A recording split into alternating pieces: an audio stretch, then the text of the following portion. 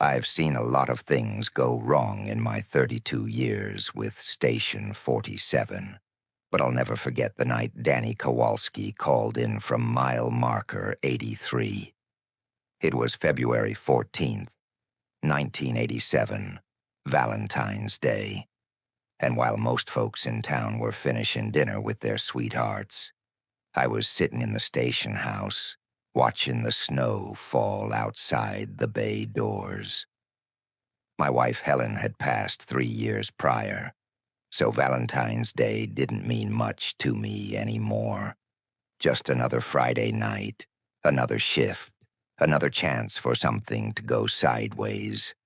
I'd made myself a pot of coffee around 8, the cheap stuff we kept in the station kitchen that tasted like burnt rubber, but kept you awake.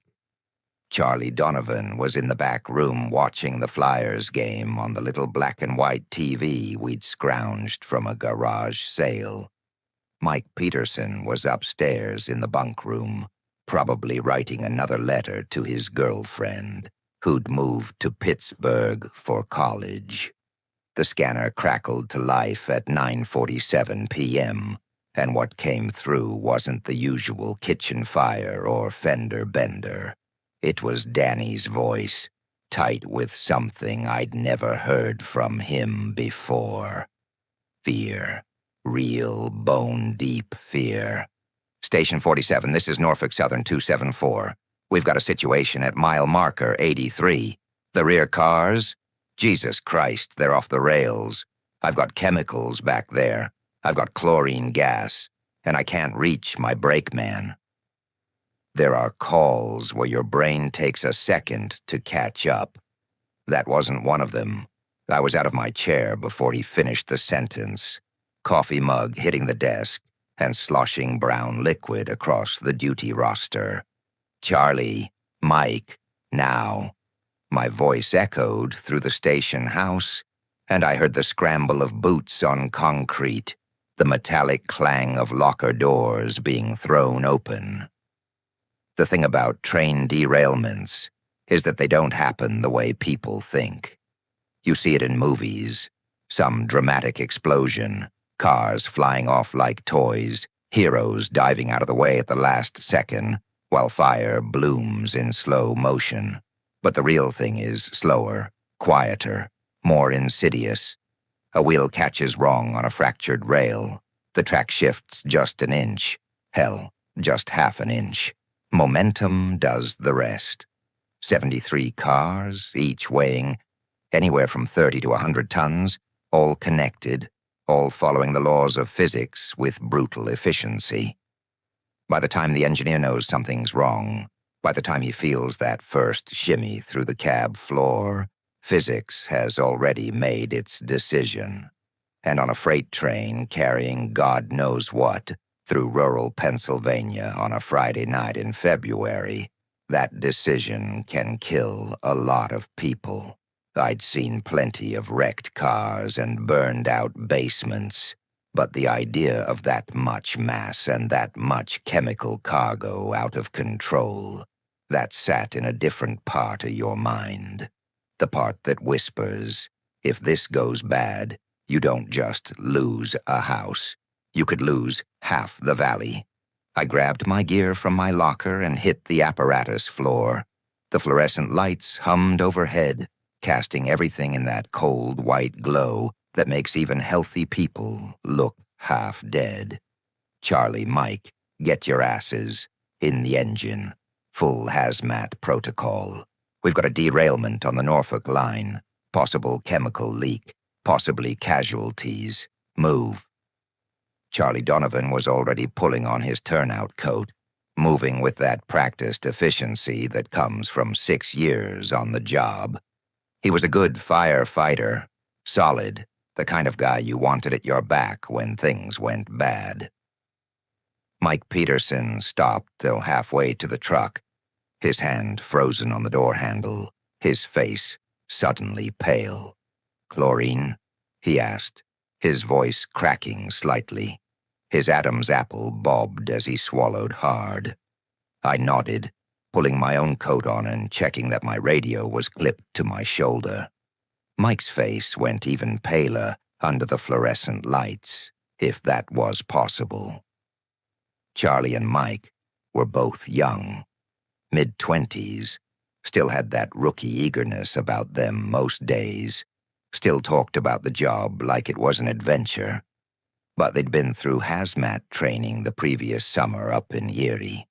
4 days of classroom work and practical exercises. They knew what chlorine gas could do to lungs, to skin, to eyes. They'd seen those grainy training films, industrial accidents, clouds of gas hugging the ground, men on stretchers coughing pink foam. They knew about evacuations, about respirators, about bodies laying under sheets in parking lots lit by floodlights. "Yeah, chlorine," I said, keeping my voice steady, which means we go in smart, we follow protocol, and nobody plays hero. Clear? Clear. They both answered, but I could hear the tremor in Mike's voice.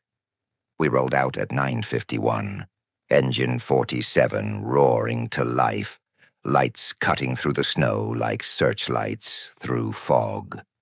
I hit the siren as we turned onto Main Street, the wail cutting through the quiet Friday night. A few people stopped on the sidewalk to watch us pass. Old Man Henderson outside the hardware store, the Morrison kids coming out of the pizza place. In a town of 4,000 people, everyone noticed when the fire department rolled out. I remember thinking, as we cleared the last stoplight in town, that most of those folks would never know how close this night might come to changing their lives forever. The Norfolk Southern line ran about 6 miles east of town, cutting through farmland and forest before heading north toward Erie and eventually into New York State. Mile marker 83 was in a particularly isolated stretch. No houses within 2 miles, just trees and deer and the occasional fox. The tracks ran through what the locals called the Pine Valley, a narrow cut between 2 ridges where the wind funneled through and the snow drifted deep in winter. That was good and bad. Good because we didn't have to evacuate neighborhoods immediately.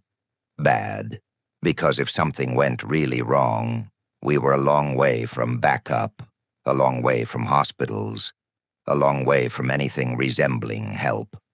The roads were slick with fresh snow over black ice, the kind that sneaks up on you and puts your truck in a ditch before you even realize you're sliding. I kept the engine at 40 miles per hour, which felt like crawling when every instinct screamed to push it faster, to get there now, to not waste a single second. But the last thing we needed was to end up wheels up in a snowbank before we even got there. Charlie sat beside me in the officer's seat, studying the hazmat manual we kept in the cab, his flashlight bouncing with every bump in the road. The page was open to Section 6, Chlorine Gas Response. "Chlorine's heavier than air," he said, more to himself than to me, his finger tracing the lines in the book, like he was trying to memorize them. "Stays low, spreads fast in cold weather. Initial isolation distance is at least 330 feet in all directions for small spills. Protective action distance is shit cap. It's over a mile downwind for a large spill. And if the tanks ruptured..." He didn't finish the sentence. He didn't have to. I glanced at the thermometer on the dash. 18 degrees Fahrenheit. Perfect conditions for a ground-hugging cloud of poison to roll across the countryside like something out of a World War I trench. The kind of thing that would settle into every depression, every gully, every low spot, invisible and deadly. The numbers were bad enough on paper. I kept seeing them laid over the mental map of our county. It doesn't sound like much when you're sitting in a warm truck, but a mile on the ground covers a whole lot of living rooms. "What's the protocol if it's leaking?" Mike asked from the back seat, his voice steadier now, falling into the training, letting the procedures calm his nerves. That's what training does. It gives you something to hold on to when your brain wants to panic. Evacuate upwind, establish a perimeter at minimum safe distance, wait for the specialized hazmat team from Pittsburgh, I said, navigating around a nasty curve where the road dropped away on one side into a creek bed. But first we find Danny's brakeman. Guy could be hurt, could be trapped under a car. We're not leaving anyone out there. I meant it. But in the back of my mind, a quieter voice asked the question I couldn't ignore. How many people do you risk to save one? Out loud, I couldn't ask it. In this job, you learn to live with those questions sitting just behind your teeth. The radio crackled again, Sheriff Tom Brennan's voice cutting through the static. "Cap, I'm 3 minutes behind you with 2 units. State police are sending units from Crawford County. ETA, 20 minutes. How bad are we talking here?" Tom was a good man. Been sheriff for 15 years. Seen his share of ugly situations. But I could hear the concern in his voice. Train derailments weren't something we dealt with often. Maybe once every 5 years. And usually it was just a couple of empty cars that tipped over at low speed. Nothing like this. "Don't know yet, Tom," I said into the radio. "But if that chlorine tank ruptured, we're talking about evacuating everything within 5 miles downwind. Maybe more depending on the wind and the terrain." The silence that followed told me Tom was doing the same math I'd already done, pulling up the mental map of the area, counting houses and families. 5 miles downwind meant Riverside Trailer Park, 42 families crammed into single wides. And double wides along County Road 14 meant the Methodist Church where they held Friday night bingo, meant the Hendersons' farm with their 6 kids, all under 12, meant the McKinney Place and the old Riverside Elementary School that had been converted into apartments, meant 40, maybe 50 families total who'd be scrambling into the cold in the middle of the night with whatever they could grab in 5 minutes. Kids, pets, medications, maybe a photo album if they were lucky. "Let's hope to God it didn't rupture," Tom finally said. "Hope's nice, Tom," I answered, "but I'm planning for the other thing." I didn't say it into the mic, but I thought it anyway. Hope wasn't a strategy. Hope didn't save lives. Planning did. Action did. Training did. We saw the derailment before we reached mile marker 83. The train's headlight was visible first through the trees, a single bright eye in the darkness cutting through the falling snow. It looked almost peaceful from a distance, like the train had just stopped to rest. But behind the locomotive, where the rear cars should have been following in a neat line like obedient children, there was just chaos. 4 cars, maybe 5, it was hard to tell in the darkness, had left the rails and toppled sideways into the embankment. 1 tank car, the one Danny had mentioned, the one that had my stomach in knots, was tilted at a 45-degree angle, its silver shell catching our headlights like a fallen moon.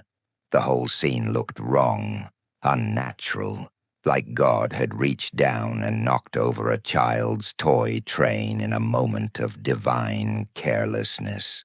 Snow was already starting to accumulate on the overturned cars, nature trying to bury the mistake.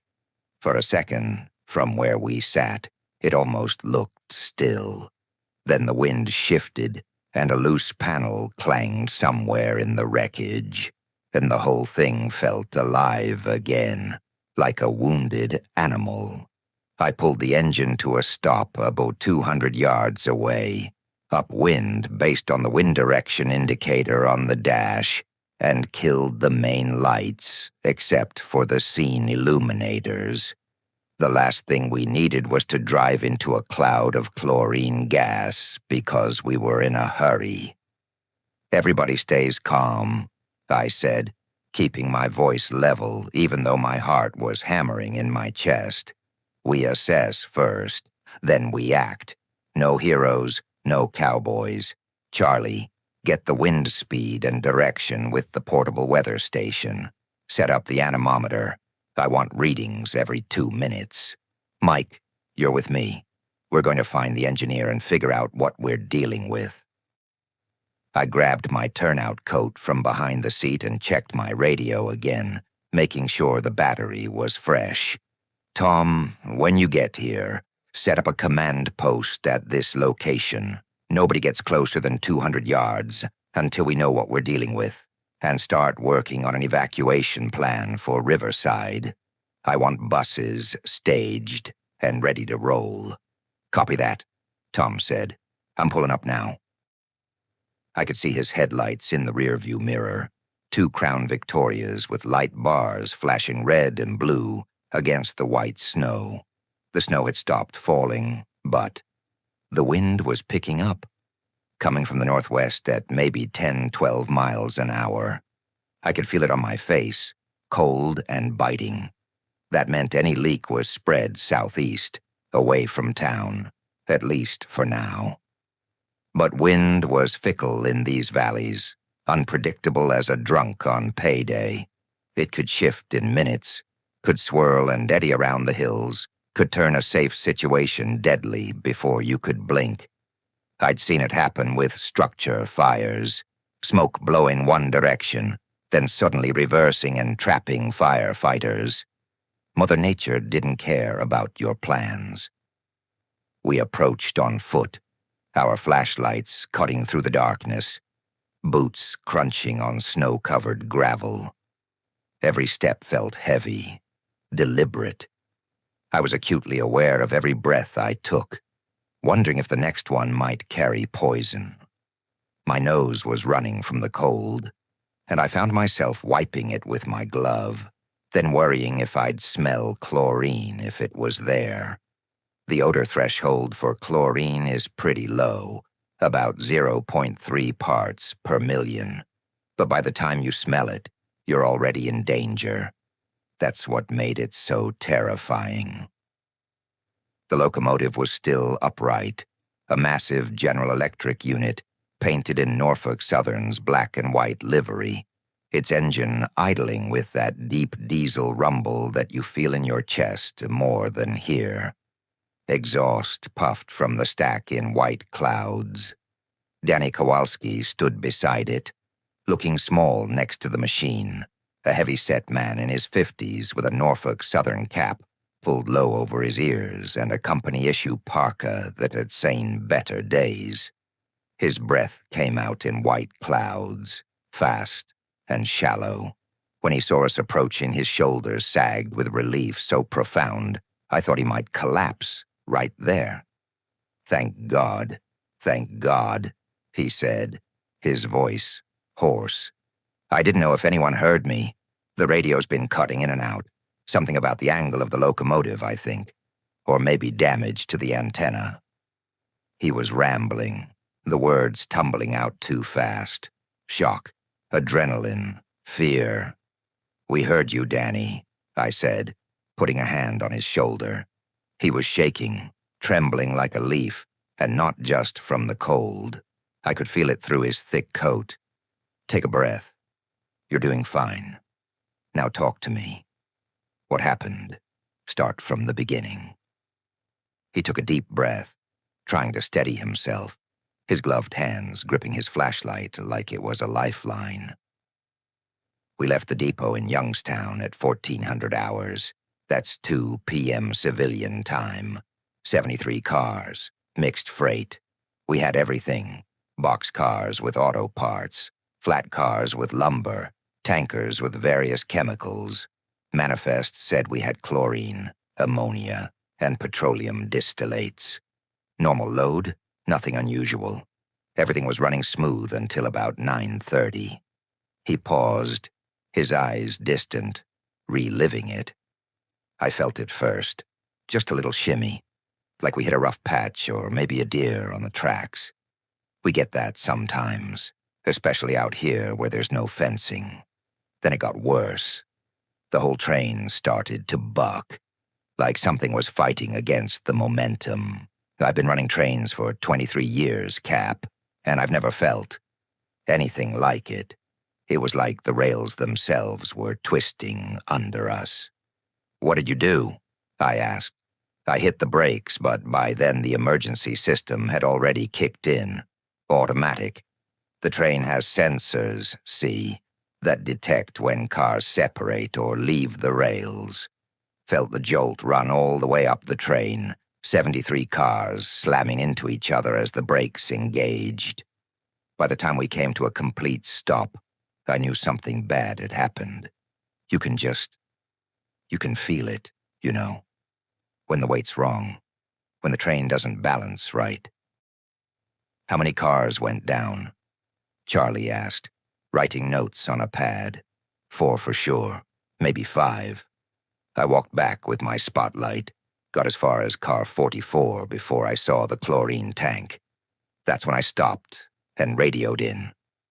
He pointed back toward the derailed cars with a trembling hand.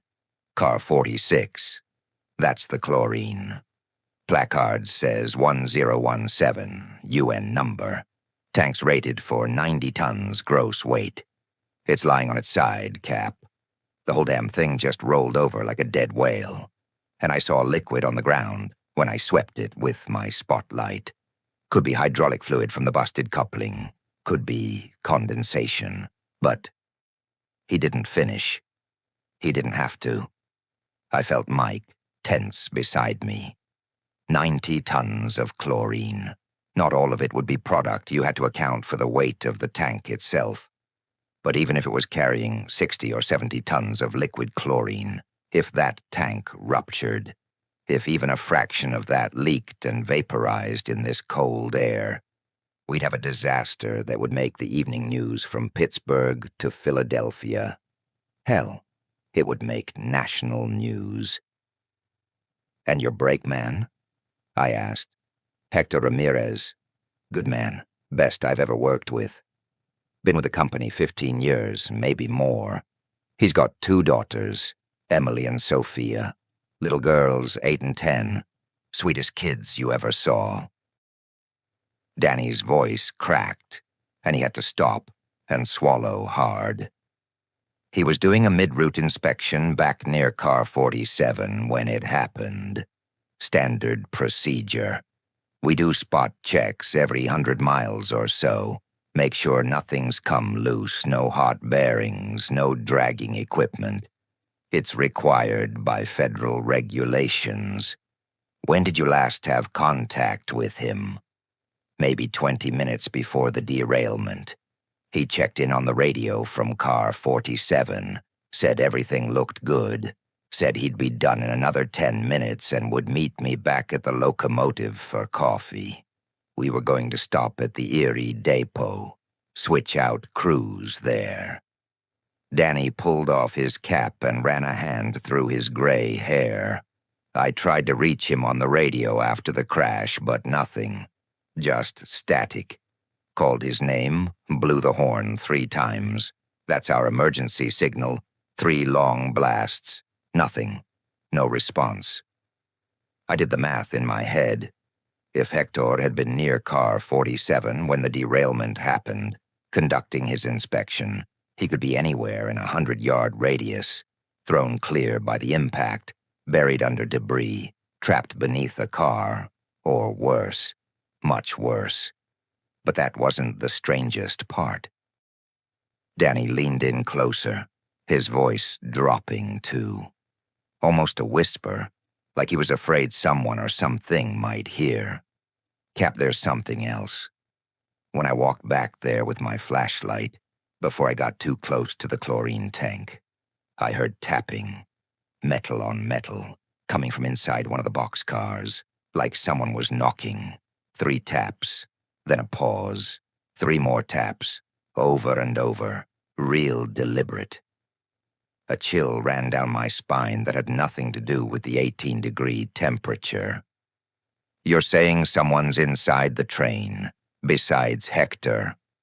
I don't know what I'm saying, Danny said, frustration and fear mixing in his voice.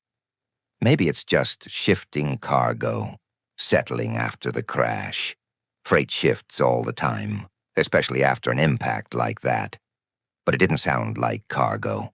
It sounded deliberate, rhythmic. It sounded like someone signaling, and it was coming from car 47 or 48, right near where Hector was working. Freight trains didn't carry passengers, but anybody who'd spent time around the yards knew they picked up riders anyway. Drifters, runaways, men chasing jobs or running from something they couldn't name. Most of them never caused trouble beyond a broken latch or 2. A derailment changed the math. All right, I said, making the decision. Leadership is about making decisions with incomplete information. My old captain used to say, you gather what you can, you assess the risks, and then you act. First priority is Hector. He's railroad personnel. He knows the risks. He's trained, but he's also out here somewhere possibly hurt. Second is whoever might be in that boxcar. If it's a person, they're in trouble. Third is the chlorine tank. We stabilize the situation. We secure the scene. Then we wait for the hazmat team to do their specialized work. Charlie appeared from behind the engine where he'd been setting up the weather station. Wind steady at 12 miles per hour from the northwest. Temperatures dropped to 16 degrees. No precipitation. Good. Set up perimeter tape at 200 yards, full circle around the wreckage. Tom's here with deputies. Coordinate with him. I want a staging area established, and get on the horn to Pittsburgh. We need their chemical response unit rolling now, not in an hour. Tell them we've got a derailed chlorine tank, unknown integrity, possible leak. That should light a fire under them. Got it, Cap.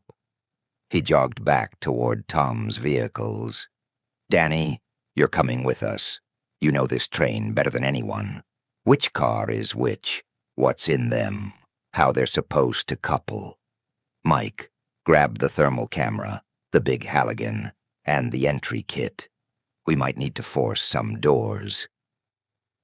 We moved carefully along the tracks, our boots crunching on the gravel ballast, flashlights sweeping back and forth like searchlights. The first 2 derailed cars were actually still technically on the rails, but listing badly to one side, their wheels visible, the couplings strained but holding.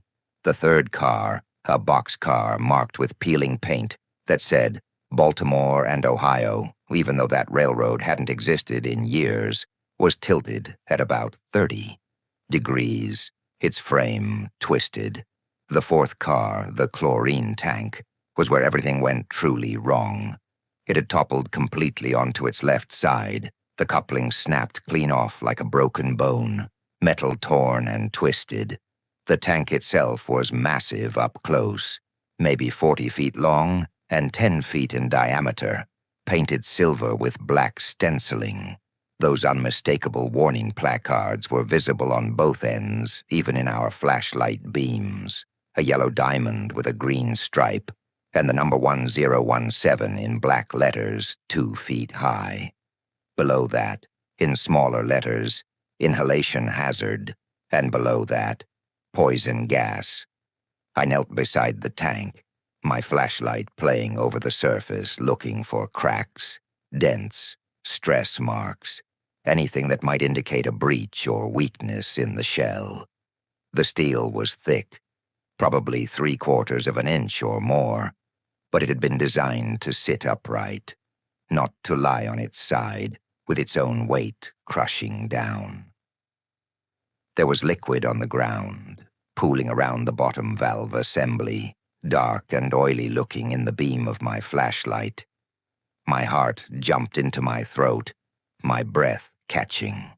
I pulled out a pair of nitrile gloves from my pocket and snapped them on. My hands were shaking slightly. From cold or fear, I wasn't sure. The liquid was clear, slightly viscous, with that characteristic sheen of petroleum products. I touched it with a gloved finger, brought it close to my nose, and sniffed carefully, ready to jerk back at the first hint of that sharp, bleach-like smell of chlorine. Hydraulic fluid. Just hydraulic fluid from the coupling mechanism, not chlorine. I nearly collapsed with relief, my knees going weak for a moment. "Tank looks intact," I said, standing up and wiping my glove from my coat. "But we need to stabilize it before it shifts again. The ground's not level here, and if it rolls even another few degrees, if that bottom valve gets compromised, or if the shell cracks from the pressure of lying sideways, we're in real trouble. Real trouble." Mike pointed to the boxcar behind the tank. It was lying at an angle, partially off the rails, its door bent. "That's car 47, where Hector was supposed to be." We moved past the tank, giving it a wide berth, and that's when I heard it. Tap, tap, tap, tap. The sound was coming from inside the boxcar, just like Danny had said. Rhythmic, deliberate. Not the random banging of cargo shifting, not wind rattling loose panels. Someone was in there, and they were trying to get our attention. The chlorine tank was the thing that could kill the most people, but right then it wasn't what put the ice in my veins. It was that steady, patient tapping in the dark. "Hector," I called out, my voice loud in the cold night air, carrying across the snow. "Hector Ramirez, this is Captain Sam Tucker, Station 47 Fire Department. Can you hear me?" No response. Just more tapping. Tap, tap, tap, tap. Like Morse code, but simpler.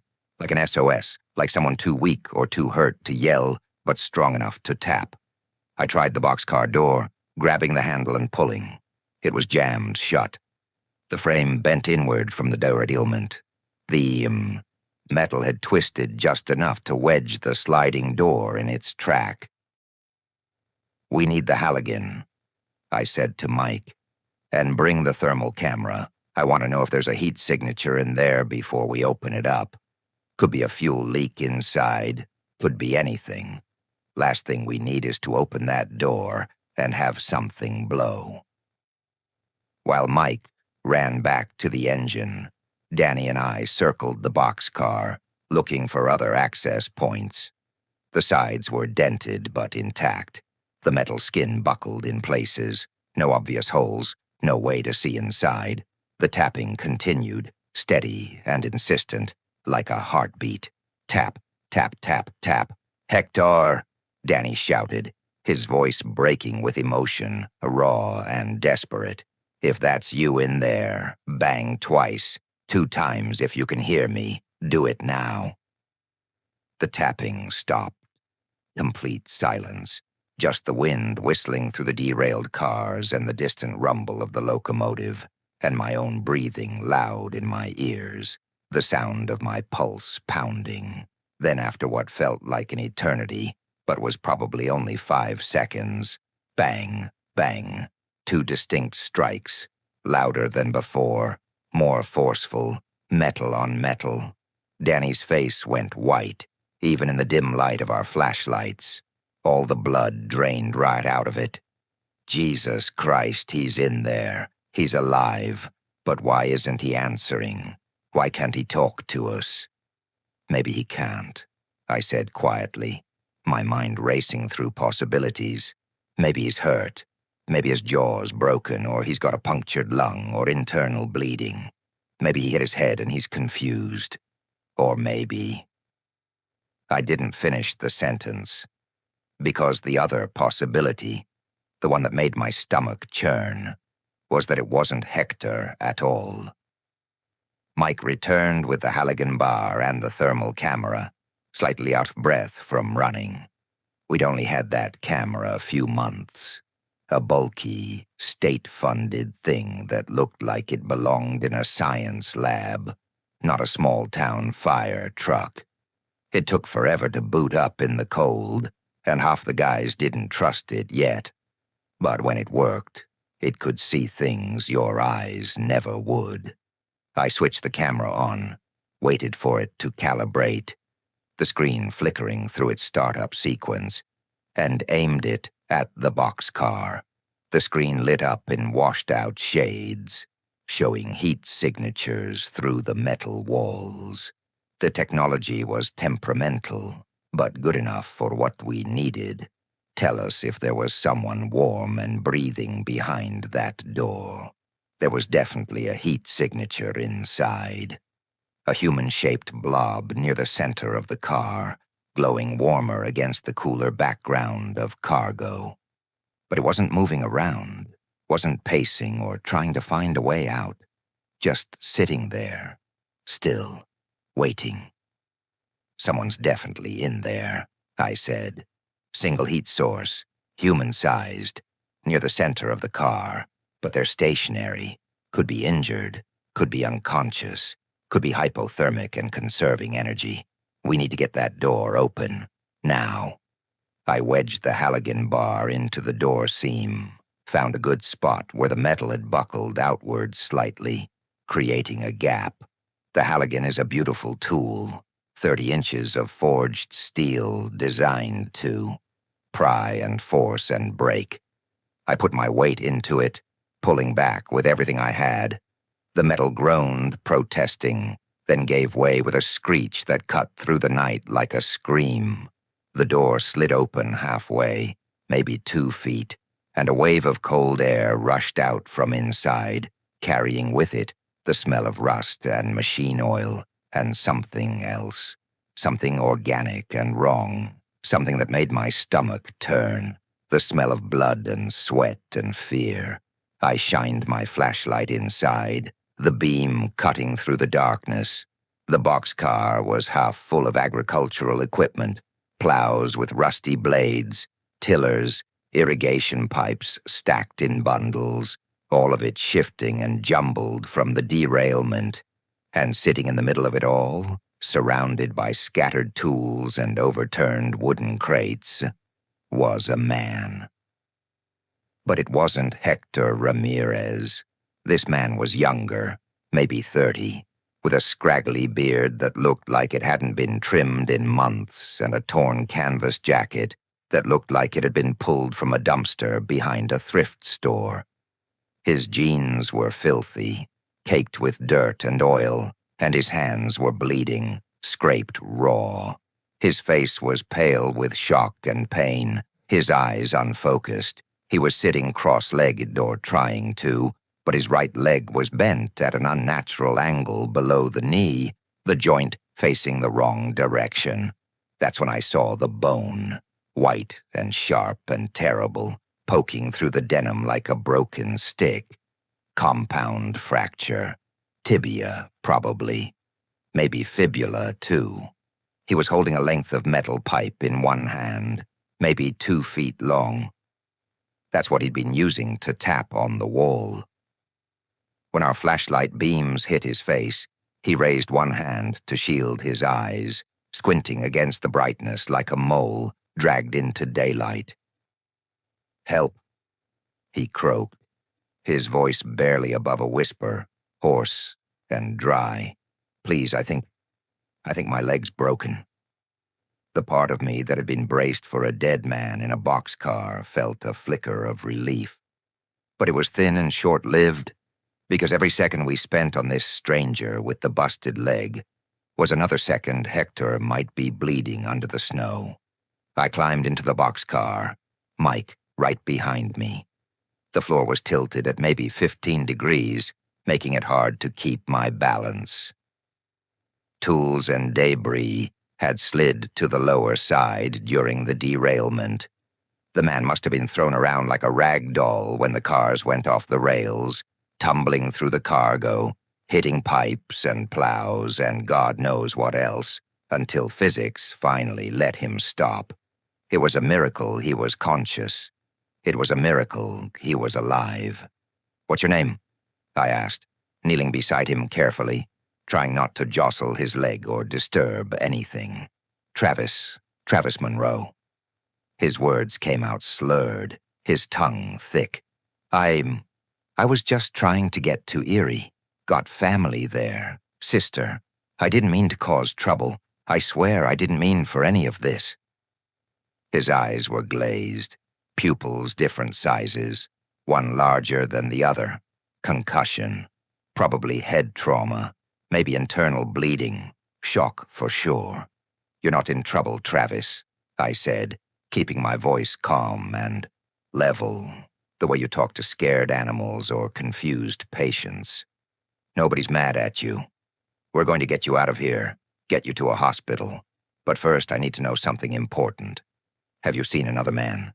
Railroad worker, probably wearing a reflective vest and a hard hat, maybe carrying tools."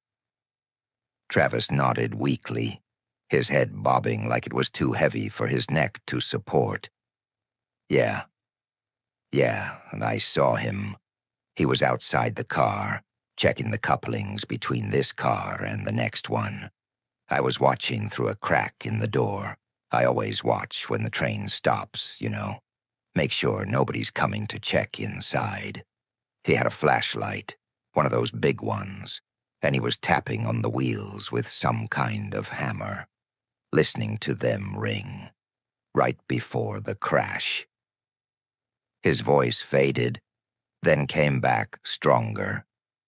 I heard him yell something, couldn't make out the words, and then everything went sideways. I mean literally sideways. I hit my head on something, maybe a plow, I don't know. And when I woke up, my leg was like this. My stomach dropped like a stone. If Hector had been outside when the derailment happened, if he'd been between the cars or near them when they toppled, he could be anywhere, under a car, in the embankment, buried in snow, crushed beneath 70 tons of steel. "Mike, stay with Travis," I said, standing up. "Splint that leg as best you can with what we've got. Use the SAM splints from the trauma bag. Get a cervical collar on him, too, given that head injury. And get him ready to move. We'll need a backboard and a Stokes basket if we've got one. I'm going to find Hector." I climbed out of the boxcar, my mind racing. 4 cars down. 5, maybe. Thousands of tons of metal and cargo. If Hector was under one of them, if he was pinned, time was everything. Every minute that passed meant less blood flow, more tissue damage, more cellular death, less chance of survival. Crush syndrome could kill you even after you were freed. All those toxins flooding back into your bloodstream when circulation resumed. I'd been in this job long enough to know there are calls where you feel like you're getting ahead of the disaster, and calls where you feel like you're chasing it by the tail. This was the second kind. "Danny, show me exactly where Hector would have been conducting his inspection," I said. We walked along the derailment, and Danny pointed. "Here, between 45 and 46. He checks the couplings, the brake lines, the wheel bearings. Standard inspection. Takes about 5 minutes per car." I started walking the perimeter of the wreckage, my flashlight sweeping back and forth across the snow-covered ground, looking for any sign. A piece of clothing, a boot, a tool, blood. Hector Ramirez, can you hear me? Make a sound. Anything." Nothing at first. Just the wind and the distant wail of more sirens. Backup arriving. Ambulances. More sheriff's deputies. Then faintly, so faint I almost missed it, I heard something. A groan. Low and pained. Barely human. The sound an injured animal makes. Coming from beneath the third car.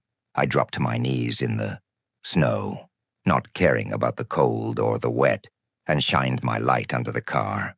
There he was, Hector Ramirez, 43 years old, father of Emily and Sophia, husband to Maria, railroad man for 15 years, veteran of 100 trips up and down this line.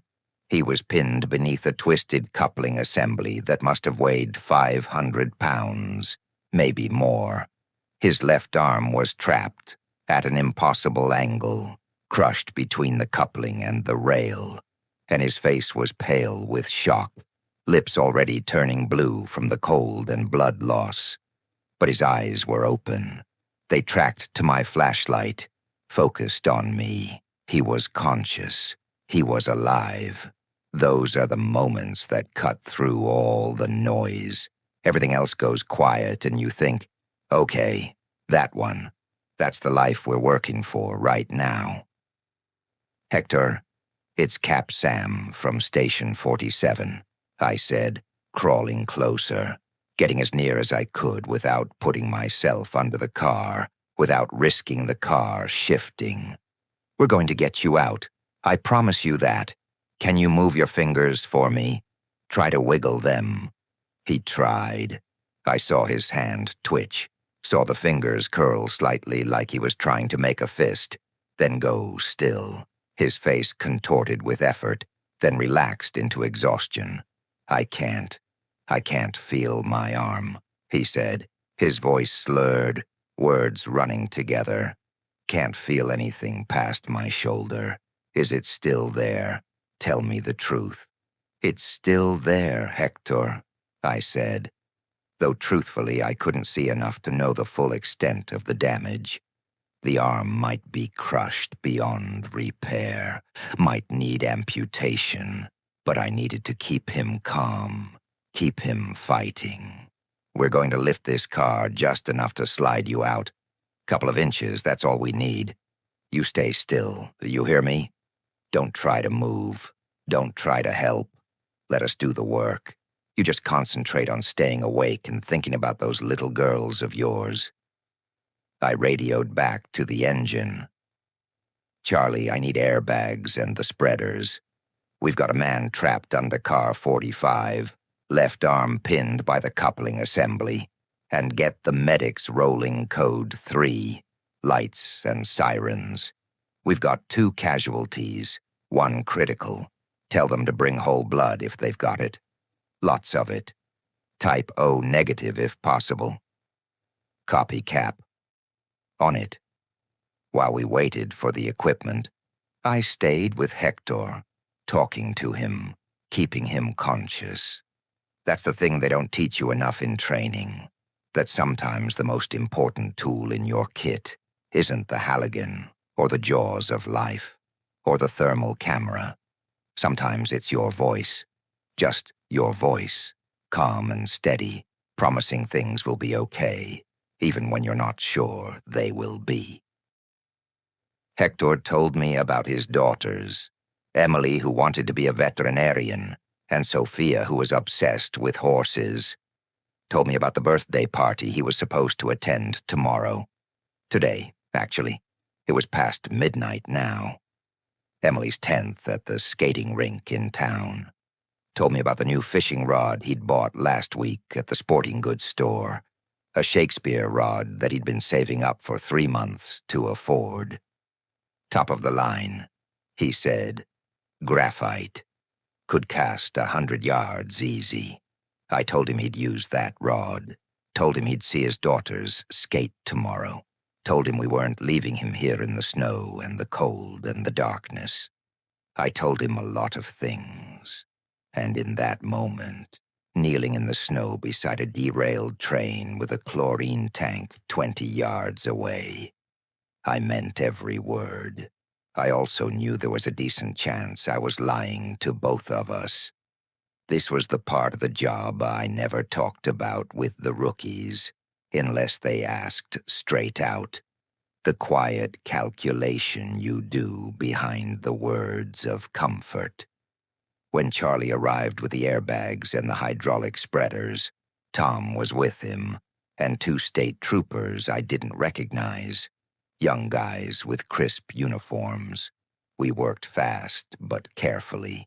We slid the airbags under the car's frame, finding solid contact points on the steel chassis, and started inflating them with the pneumatic pump. The car lifted inch by agonizing inch, the metal groaning and shifting, sounds that made my teeth clench. Every groan, every creak made my heart skip, because if something slipped, if the airbags burst or shifted, if the car came down wrong, Hector was dead. Simple as that. Easy, I said, more to myself than anyone. Half an inch at a time. Nobody rushes this. When there was just enough clearance, maybe 6 inches, maybe a little less, Mike and I grabbed Hector under the arms, our hands locked together behind his back. On 3, I said. 1, 2, 3. We pulled. Hector screamed when his arm came free, a sound that cut right through me, primal and raw and terrible, the kind of scream you hear in nightmares. But he was out. We had him. We loaded him onto a backboard as gently as we could, immobilized his crushed arm against his chest with heavy gauze and tape. His arm was mangled, crushed, bones visible through torn flesh, but it was still attached. That was something. That meant the surgeons would have something to work with. The ambulance from County General had just arrived. 2 paramedics I knew, Jeff Morrison and Sarah Chen. Good people. They took one look at Hector's arm and got him on a gurney, started 2 large-bore IVs, pushed fluids and pain meds. Travis came next, hopping on one leg with Mike's support, his face gray with pain, but his eyes clearer now. Shock wearing off, maybe, or adrenaline kicking in. By the time both men were in separate ambulances and heading down the snow-covered road toward County General, sirens wailing, it was nearly midnight. The temperature had dropped to 14 degrees. My hands were numb inside my gloves. My feet felt like blocks of ice. But we weren't done. Not even close. It's a funny thing most civilians don't understand. Sometimes the most dramatic part of a call is when the patient is finally loaded and the doors close. For us, that's when you realize the scene itself is still dangerous as hell. The chlorine tank was still lying on its side, and I could see the shell starting to buckle slightly under its own weight, the metal flexing. The wind was starting to shift, too, backing around from northwest to west-southwest. That meant if there was a leak, even a small one, it would start spreading toward Riverside Trailer Park. We had maybe an hour, maybe 90 minutes if we were lucky, before we needed to start evacuations. I called dispatch. Get me the hazmat team from Pittsburgh. I don't care if you have to wake up the governor. Tell them we've got a chlorine tank on its side, shell integrity unknown, and we need them here an hour ago. They're rolling, Cap, the dispatcher said. ETA 40 minutes. 40 minutes. We needed to stabilize that tank now. Danny helped us rig a support frame using railroad ties that we pulled from the track bed, heavy wooden beams soaked in creosote, and heavy-duty ratchet straps from the engine's equipment bay. We wedged the ties against the low side of the tank, building a crude cradle, then ran the straps over the top and cinched them tight. We worked in the cold, our breath coming out in white clouds that froze on our beards and eyebrows. My hands were so cold I could barely work the ratchets, my fingers stiff and clumsy, but it held. The frame held. It wasn't engineering perfection, wouldn't pass any inspection, but it would keep the tank from rolling further. As we stepped back, I realized my shoulders had been up around my ears for the last hour. I made myself roll them, breathe. Look at the scene not just as a man in it, but as the one responsible for every soul standing there. "Tom," I said quietly, "if that wind shifts hard, we start moving people in Riverside, even if that team isn't here yet." He nodded, jaw tight. "You just say the word, Cap." By 1:30 a.m., the hazmat team arrived in their specialized truck, a big white thing covered in warning stickers and emergency contact numbers. 4 technicians in full level A suits, the kind that make you look like an astronaut, approached the tank with air monitoring equipment and ultrasonic thickness gauges. They spent 20 minutes checking every square inch of that tank, while we stood upwind, watching, waiting. Waiting is its own kind of torture on scenes like that. There's nothing to cut, nothing to pry, nothing to drag, no one screaming for you. Just a big silver cylinder, and the knowledge that inside it is enough poison to turn this quiet valley into a headline. Finally, the team leader came back to the command post, pulled off his hood. His face was red and sweaty. "Tank's intact," he said. "Shell thickness is within specs. No cracks, no stress fractures that we can detect. The liquid you found was hydraulic fluid from the coupling. Chlorine still contained. You got lucky." Lucky. Yeah. I've always had mixed feelings about that word. Lucky for who? By 2 a.m., the scene was secured. The railroad sent their own emergency response team, and they confirmed what the hazmat guys had said. Broken rail caused the derailment. Hairline fracture that finally gave way under the weight of 73 loaded cars on a cold February night when the metal was brittle. It wasn't anyone's fault, just metal fatigue and bad luck and the universe rolling dice. The last of the equipment was packed up around 3 in the morning. Floodlights clicked off one by one, plunging sections of the wreck into darkness.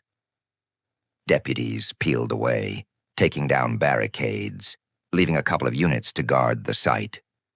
My guys moved slower now, the adrenaline gone, replaced with bone-deep exhaustion. As we rolled back toward town, I remember glancing in the side mirror. The silver tank lay there on its side, strapped and cribbed, stars just starting to show through the thinning clouds above us. From a distance in the dark, it looked almost harmless. Hector spent 3 weeks in County General, then another month in rehab. They saved his arm through 4 surgeries and enough titanium pins to set off metal detectors for the rest of his life. He never regained full use of it, couldn't lift more than 20 pounds, couldn't make a tight fist. But he kept it. He retired from Norfolk Southern the following year with a disability pension and a settlement that meant his daughter's college was paid for. He bought himself a little tackle shop near Lake Erie, a place called Hector's Bait and Tackle. Last I heard, he was teaching Emily and Sophia to fish with that Shakespeare rod, and business was good. Travis got his legs set at County General, spent a week in the hospital recovering, then spent another week in county jail for criminal trespass on railroad property. When he got out, the judge gave him 200 hours of community service instead of prison time. Said Travis had suffered enough. He ended up working at the homeless shelter in town, St. Vincent's, helping other drifters find a better path than hopping freight trains in February. Heard he got his GED, then enrolled in the community college. I don't know what happens to him after that. Guys like that drift in and out of your orbit. You just hope the last shove they got from you was in the right direction. And Danny Kowalski sent me a bottle of bourbon 2 weeks later, Maker's Mark, with a note written in his careful handwriting that said, for the guy who runs toward the trouble when everyone else is running away. Thank you for bringing my friend home. I kept that bottle on my desk at Station 47 for 17 years, never opened it. Some things are meant to be preserved, not consumed. After I retired, I gave it to Charlie Donovan when he made captain. Figured he'd earned it, and it felt right somehow that the thing Danny sent to thank one old man for saving a friend would pass on to the next one, willing to carry that weight. I think about that night sometimes, especially when I'm sitting on my porch watching the sun go down behind the hills, or when I'm at the diner having coffee with the other old-timers from the department.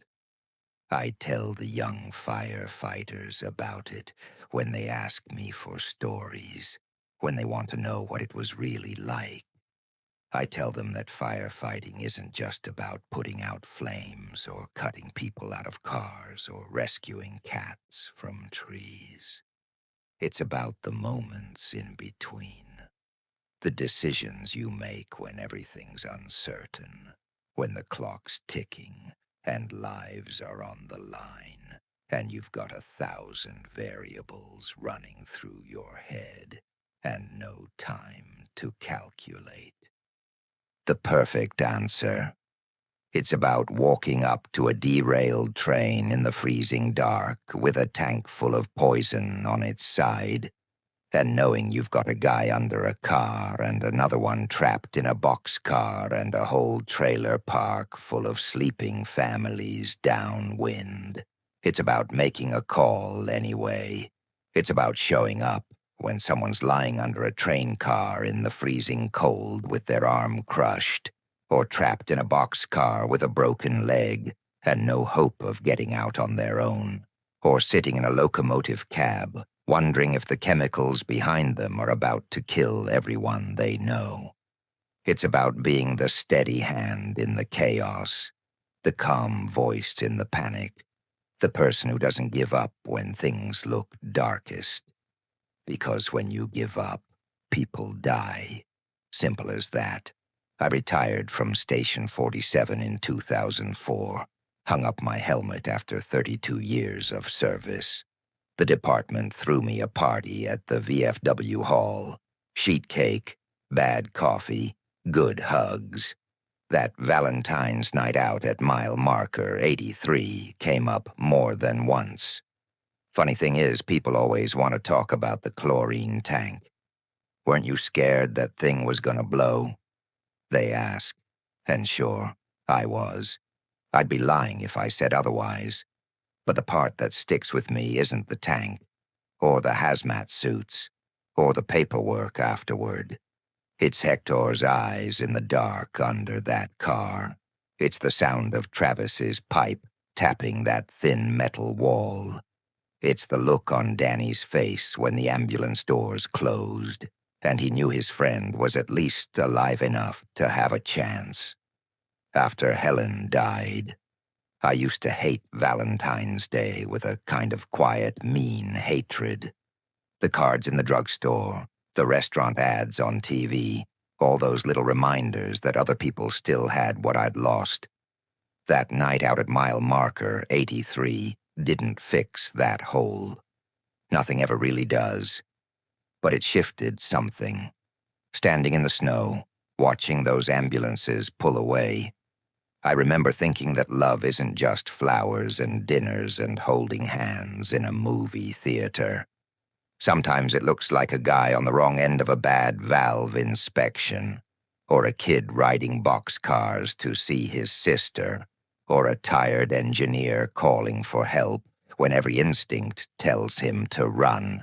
Sometimes it looks like a bunch of half-frozen firefighters and cops and railroad men doing everything they can to make sure a couple of little girls still have a father to take them skating in the morning.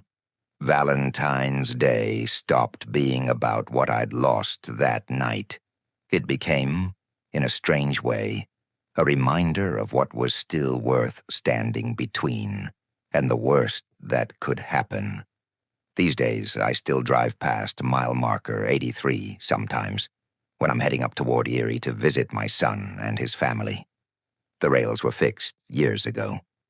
Took them 3 days to clear the wreckage, another week to repair the track and install new rails with better metallurgy. Trains roll through there every day now without incident, carrying their cargo north and south, the engineers never knowing how close we came to losing that quiet stretch of valley on a cold Valentine's night. And that's all right. They don't need to know. That's the job.